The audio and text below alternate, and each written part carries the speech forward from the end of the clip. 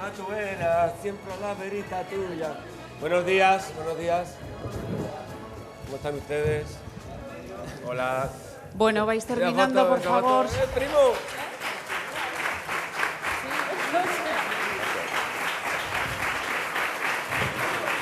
Gracias.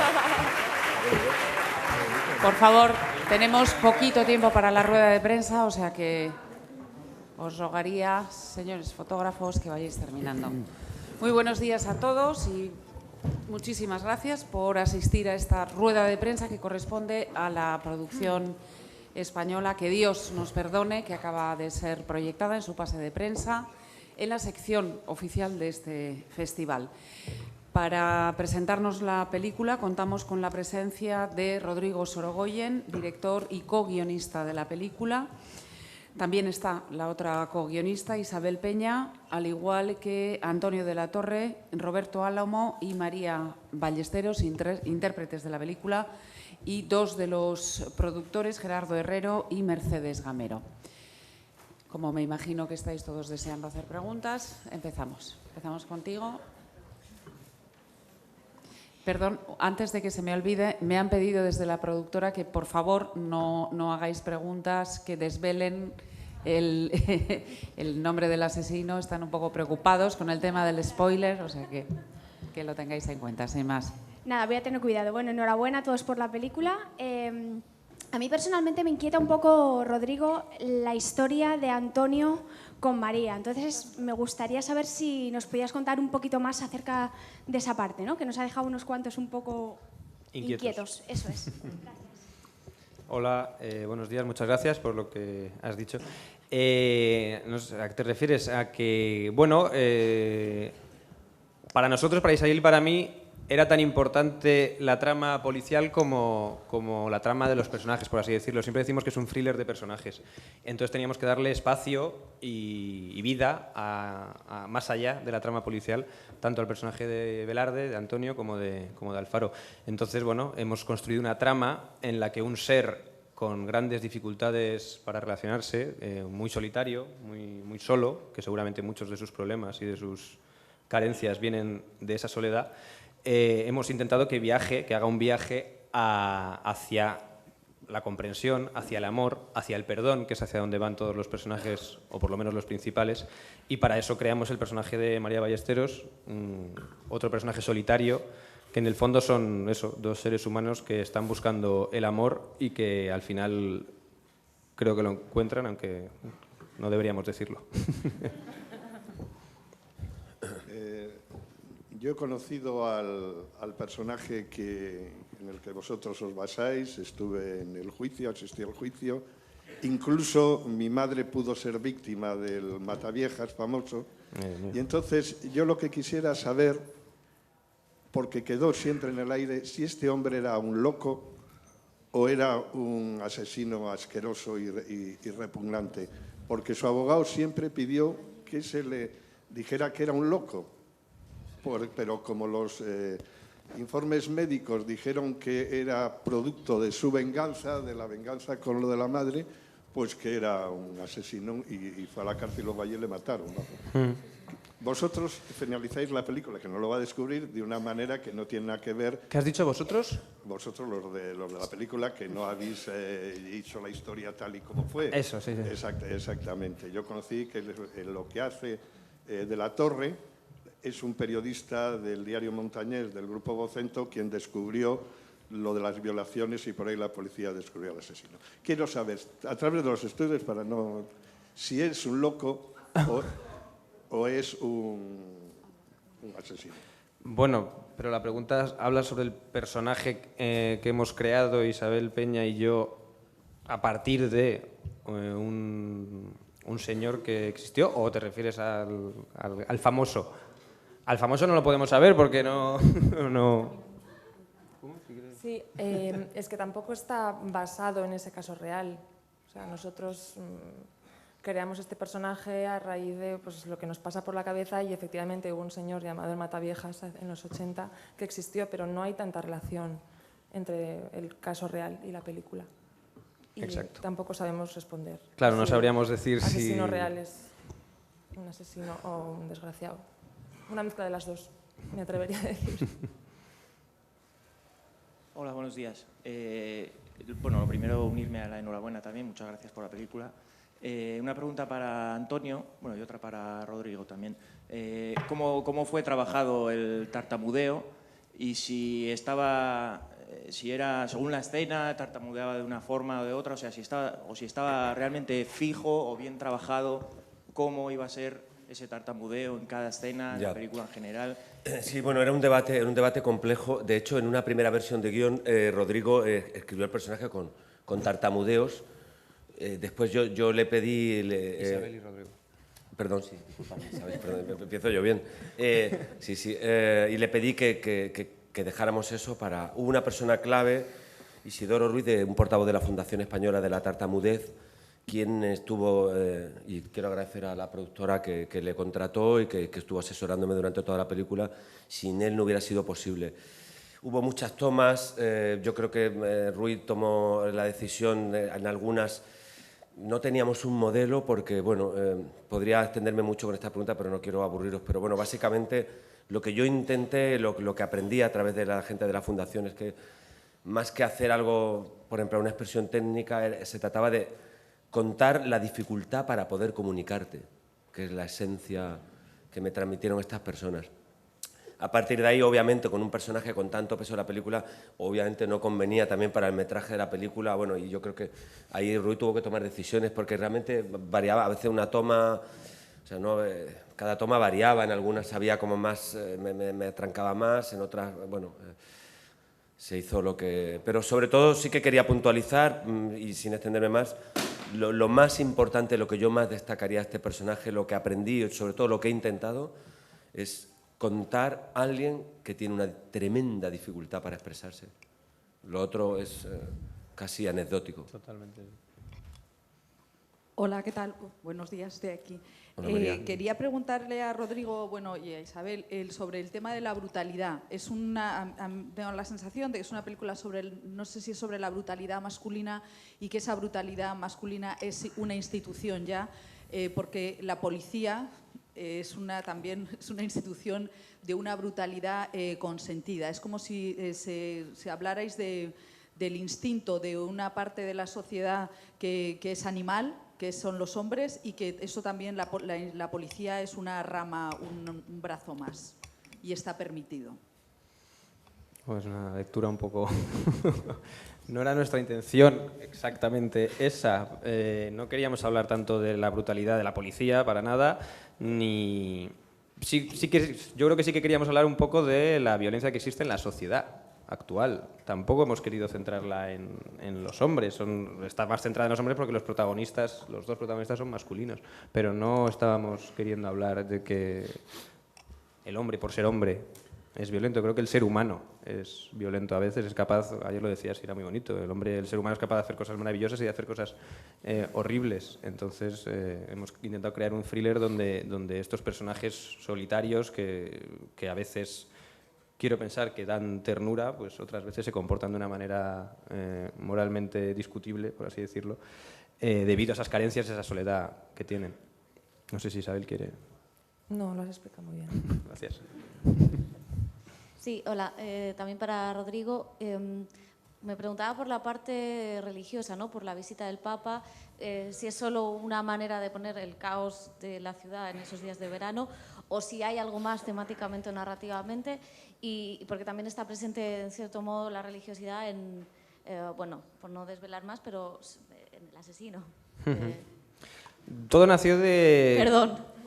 ¿Cómo? Ah, bueno, no. Todo, no te preocupes. Todo nació de que vivimos ese contexto y nos pareció muy interesante y muy original. Entonces, podía haber sido el Papa como podía haber sido, ¿no? Otra gran migración, por así decir, de gente, porque durante un mes o durante 10 días vinieron 1,5 millones de personas. Entonces eso, en el centro de una ciudad, que los centros además suelen estar abarrotados, pues se notaba mucho. Entonces nos hacía mucha gracia, nos parecía interesante, nos parecía diferenciador, sobre todo a la hora de escribir un thriller, que ya se han escrito muchísimos muy buenos, pues darle una personalidad distinta. Entonces, todo partió de ahí, ¿no, Isabel? Yo creo. Sí, todo partió de ahí, pero luego fue muy bonito ver cómo encajaba perfectamente con con las intenciones y con el tema de la peli. Entonces, sí, partió de un contexto interesante, pero casi anecdótico, y poco a poco se fue tragando casi el tema de la película. Sí, bueno, buenos días.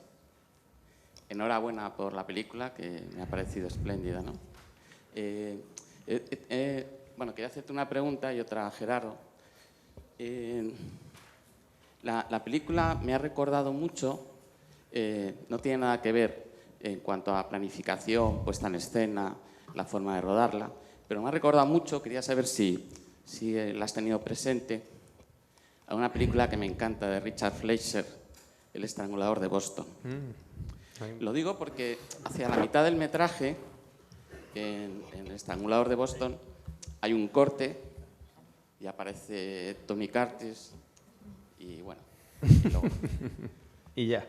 No, pero sí, creo que aquí ocurre igual, ¿no? Sí, sí, me parece sí. que es un poco así. Y bueno, a mí me lo recordó mucho, fíjate que no tienen nada que ver una con otra, ¿no? Y entonces, bueno, pues me lo recuerdo mucho. Y a Gerardo le quería preguntar si ha producido la película, porque ahora está muy de moda los thrillers españoles, ¿no? Que están teniendo mucho éxito.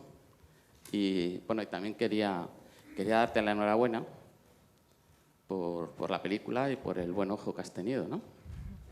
Gracias. ¿Quién empieza? Tú. Vale. Bueno, Juan Carlos, gracias por el elogio a la película. Yo elegí la película porque vi Estocolmo. O sea, y Estocolmo me hizo llamar al director, a Rodrigo, a ver qué proyectos tenía. Que fue simultáneamente lo mismo que le pasó a Mercedes con Antena 3, porque es muy curioso que le llamáramos los dos simultáneamente a la vez, supongo que por lo mismo, ahora Mercedes lo puede contar. Le llamé, me enseñaron varios proyectos, me contaron varios proyectos, Isabel y Rodrigo. Isabel había sido alumna mía en la Escuela de Cine y ya me parecía la más talentosa de las guionistas que yo había conocido. Se dieron esas circunstancias de leer un proyecto. Yo tenía muy elaborado el proyecto y me pareció que era extraordinario como guión, extraordinario como el punto de vista. Me gustó mucho Estocolmo, la relación que tuve con ellos, la relación que tuve con Rodrigo, y simultáneamente a Antena 3 le pasó lo mismo, con lo cual se dieron los espíritus o los halos para que fuera así. A mí me gusta mucho el thriller, yo he producido muchos thrillers, algunas veces me salen unos mejor que otros, como pasa como en las películas, pero es el género que más me gusta de todos, y si además puede hablar de algo social, que refleje algo de la sociedad, que hable de cosas que pasan, que no sea un thriller solamente entretenido, como hay tantos, pues mejor, porque eso le da un contexto que para mí personalmente en el cine que me gusta hacer lo significa más, y aquí pues se dieron las circunstancias, encontramos una colaboración juntas muy buenas y con Antena 3 también, y ha permitido llegar a hacer esta película que se sale un poco de lo que había hecho Rodrigo, pero que estaba ahí de alguna manera presente en su talento como director y en Isabel y él como guionistas, que es lo que es raro encontrar guiones tan buenos, debo deciros. Hay que contestar a lo del estrangulador de Boston, creo.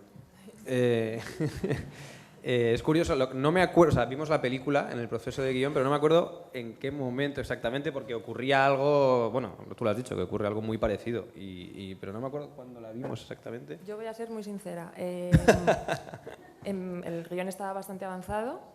Yo la había visto de muy pequeña, y tenía muy buen recuerdo de ella. La vimos y alucinamos porque había algunas cosas similares. Ah, sí, fue así. Y cundió un poco el pánico. Pero dijimos, bueno, no vamos a deshacer el trabajo, entonces seguimos para adelante. Pero es una gran peli. Sí, yo quería preguntar, buenos días, Rodrigo, ¿cómo te planteas tú, cómo das el salto de Stockholm, una película que ya sabes que nos encantó, pero pequeña, a un peliculón como este? ¿Cómo das este salto y qué hilo conductor puede haber entre una y otra, en todo caso, la parte psicológica quizá? Sí. Y luego que nos cuentes, por favor, cómo fue el trabajo con estas dos bestias pardas que tienes al lado, que me imagino que siempre se les puede pedir más porque sabes que te lo dan, ¿no? Te refieres a Gerardo y a Mercedes. Eso ha sido mucho más difícil que lidiar con Antonio. Perdón. Bueno, realmente como hay mucho tiempo desde que Gerardo y Antena 3 se empiezan a interesar por el proyecto hasta que acabo rodando, pues todo ese tiempo es un tiempo de conciencia, de consciencia, de preocupación, de intentar hacer las cosas bien y de trabajar muchísimo la parte de la dirección. Entonces, es cierto que luego cuando estás rodando, en el fondo estás rodando, da igual que sea una película pequeña que sea una película grande, y estás tan metido en la historia y estás tan metido en el día a día que intentas hacer lo mejor posible el trabajo.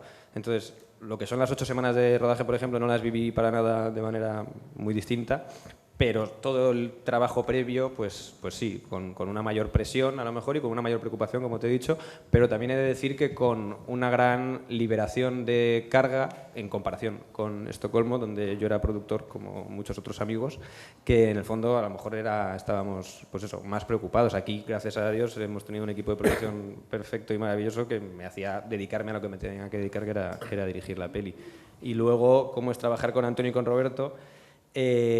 Podría extenderme también mucho, pero básicamente una vez ellos aceptan hacer la película, para mí es otra liberación, es una tranquilidad. Ya sabes que mal no va a salir, que lo que hay que hacer es hablar e intentar que los tres vayamos en la dirección adecuada y ir a eso. O sea, tú les dabas acción y bueno, pues puedes mejorar ciertas cosas o puedes intentar mejorar ciertas cosas, pero la tranquilidad de que lo van a hacer, perdón por la expresión de puta madre, la tienes. Luego también ha sido y ya paro, ha sido un gran aprendizaje porque son dos actores que trabajan de manera muy distinta y a mí me parecía muy curioso porque trabajaban juntos algunas escenas, pero como habéis visto tenían tramas separadas, entonces convivía mucho con Antonio en una faceta, convivía mucho con Roberto en otra, y me era muy curioso, aunque ellos no lo supiesen, compararles porque bueno, de cada uno aprendía algo y con cada uno tenía o debía tener un vaso comunicante distinto, vamos. Bueno, claro, con diferencia, sí, por la diferencia con Estocolmo, sí, por supuesto. Lo que más, o una de las cosas que más me preocupaba era eso, pues hacer una película de acción donde hay un par de escenas de género o de pura acción. Bueno, es eso, es ponerte a intentar dirigir, a intentar saber qué es lo mejor para la producción, qué es lo mejor para la historia, qué es lo mejor para la peli y saber... Yo creo que es todo trabajo previo, saber cuántos planos tienes que hacer e intentar poner la cámara donde hay que ponerla e intentar transmitir a los actores lo que hay que transmitir. Pero es todo un trabajo previo y una vez lo tienes, luego es todo más sencillo. Sí. Hola, buenas. Aquí. A ver, os quería preguntar, habéis dicho que la película muestra la violencia en general y entiendo que un rechazo a esa violencia y especialmente a la violencia contra las mujeres. Entonces, ¿cómo es posible que una relación que habéis dicho de cuidado y amor empiece con una agresión sexual? Y si es que es solo un truco del guión como para confundir un poco al espectador a ver quién es el malo de la película. Y en ese caso, pues las repercusiones de eso en el imaginario de las espectadoras y espectadores que lo vemos. ¿Quiere contestar alguien o contesto yo? Empiezo yo muy rápido y luego tú lo mejoras. Es que el personaje de Luis es muy torpe y está muy solo y es un inútil. Entonces, ¿Perdona? Hace lo que puede y lo hace mal. Y sabíamos que era una trama incómoda desde el principio, pero no hemos querido contar Luis Velarde maltrata a las mujeres y se va a su casa tranquilamente. La trama es muy distinta a eso, yo creo. Rui. Y luego, ¿cómo es posible que una historia de amor empiece? Pues las historias de amor empiezan de las maneras más inverosímiles del mundo. Yo creo que si ellos trabajaron muchísimo y, bueno, como he dicho, Isabel, era una trama que sabíamos que era delicada, por así decirlo, pero que en el fondo son, y así lo trabajaron María y Antonio, pues esos dos seres no acostumbrados ni a que les quieran ni a querer. Y creo que el viaje que hacen es justamente eso, el intentar acostumbrarse o el intentar aceptar incluso que les quieran y querer. Sí, es que yo creo que no tiene no es una agresión. Es un tipo que hace lo que puede torpemente. O sea, no es voluntario, no. O sea, es alguien que a lo mejor no ha tenido relaciones sexuales con una mujer, ni sabe tocarla, ni sabe acercarse, ni sabe hacerlo. Y creo que a mi personaje le pasa un poco lo mismo. Entonces son dos que cuando intentan encajar, en lugar de darse una caricia, se dan un golpe. Pero por pura torpeza. Sí, bueno, toda razón. Es que es verdad, es que parece como que este señor hace esto todos los días y eso no es así. Este Claro, señor, es un Luis hombre Velarde, digo. Antonio sí lo hace. Entonces yo creo que justo lo bonito de esa trama es que está en ese límite. Y es un límite minúsculo, que un poquito más se pasa y ya no es tolerable, pero después de eso mi personaje lo entiende. Lo entiende, le quiere, sabe verle la grieta y desde la grieta se quieren. Entonces, me parece una relación que empieza de un sitio raro, pero no deja de ser hermosa. Perdón, esta persona es que llevo un rato, estoy con ella, tengo una relación de amor aquí, yo a lo mío. Y quiero darle el turno de palabra, disculpadme, pero estoy sufriendo. Darle un micrófono, por favor. No, lo siento, pero es y un que, vaso de agua. Perdona, Álvaro, pero es que hay una persona ahí adelante. Te prometo Sí, que sí. la siguiente eres tú. Sí. Vale, hola. No, pero la estoy viendo. Perdón, nada. Que yo estaba viendo la película y estaba pensando que las escenas de violencia están muy bien hechas, son muy, muy realistas, las peleas, las persecuciones, los golpes. Entonces quería saber cuántas veces los actores os habéis llevado moratones a casa, porque eso tiene que haber pasado seguro. Bueno, sí, o sea, suele pasar. Siempre algo te llevas, la verdad. Entonces, o sea, en películas algo siempre hay, pero bueno, supongo que eso no le importa quién paga la entrada. O sea, el pobre Robert se fastidió las piernas y tal, y a mí me dio un jamacuco en la carrera de ópera, me desmayé. Yo, como hago footing por la mañana, me creía que era Usain Bolt. Dije, esto lo hago yo, ya verás que voy ahí. Aparte fue un castigo divino, porque yo estaba bromeando con Robert, porque le llamábamos la señora en el rodaje. Porque el pobre estaba con la pena y decía, ¿qué pasa? ¿A la señora no le viene bien ahora acelerar un poco el ritmo en esta toma? Ante el regocijo de Rui, que se lo pasaba teta todo y que... Ya que me lanzó la miseria, abro la puerta de par en par. Y el pobre Robert, que se esforzó como un campeón, y yo diciendo, ¿qué pasa? Que no puede estar. Y me pegué 3 carreras, pero 3 carreras de 20 metros. Y la tercera me dio un mareo que me caí blanco. Y veo a este pasar al lado, así cojeando, diciendo, la señora. O sea que me lo merecí. Fue un castigo divino. Que Dios me perdone. ¿Quieres añadir algo, cariño? Roberto, defiéndete, por favor, no dejes esto así. No necesito defenderme, él se pone en ridículo él solo.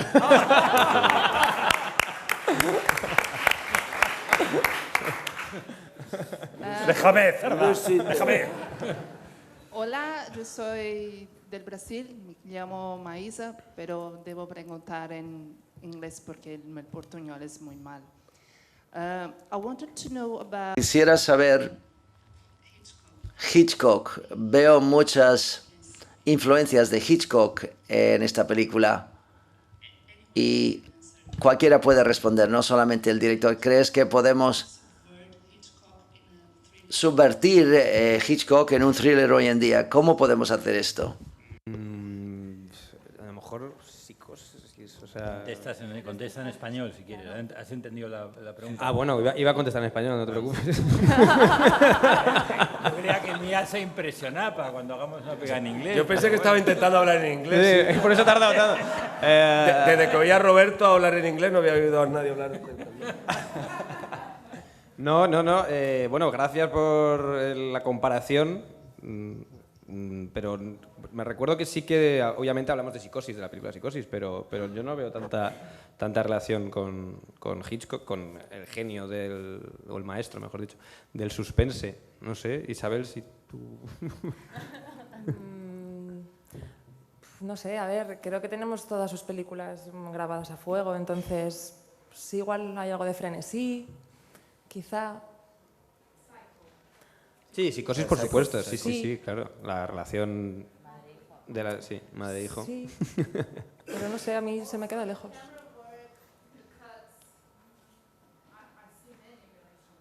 Disculpe, no podemos escuchar la pregunta desde la sala.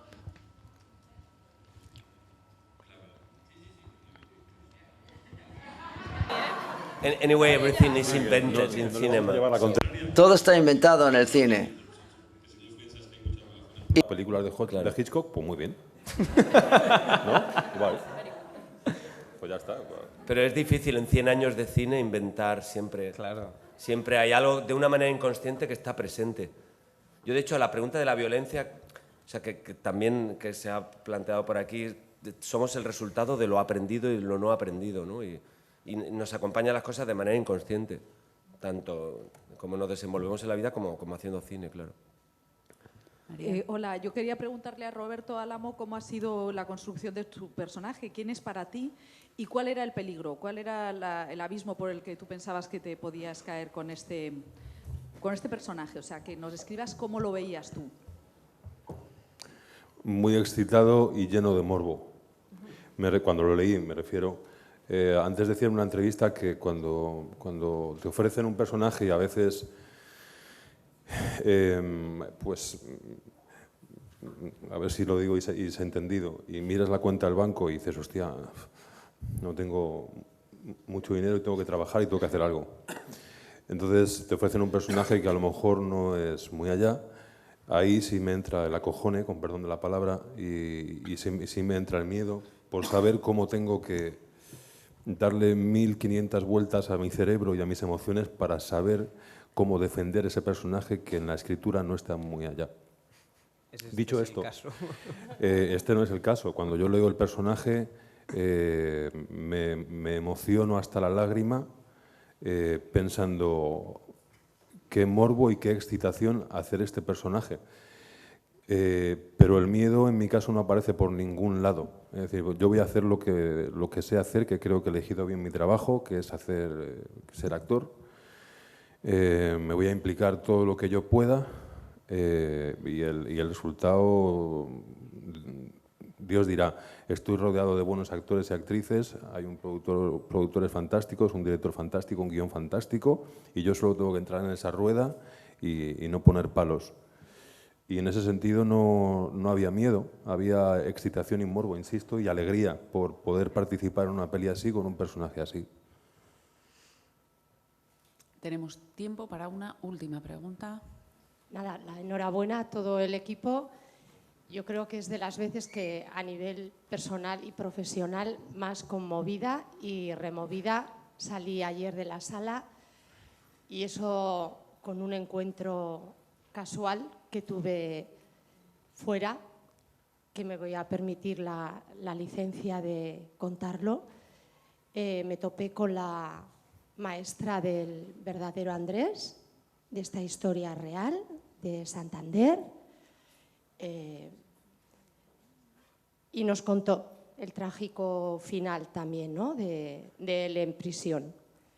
Entonces, aunque me salga un poquito de contexto, estoy con un proyecto documental acerca de la justicia y penitenciarías, y solo alzar la voz y decir que hay un 15% de personas en prisión por delitos sexuales sin ningún tipo de programa, sin apoyo psicoterapéutico, que salen y vuelven a cometer violencia de género, que detrás hay todo un sistema familiar y social con violaciones previas y vejaciones, claro, que no se trabaja demasiado, porque desde la educación los medios que tenemos son mínimos, y que gracias de verdad, o sea, la puesta en escena, la credibilidad, me ha encantado, y si sirve para abrir alguna pequeña puertecita, pues millasker.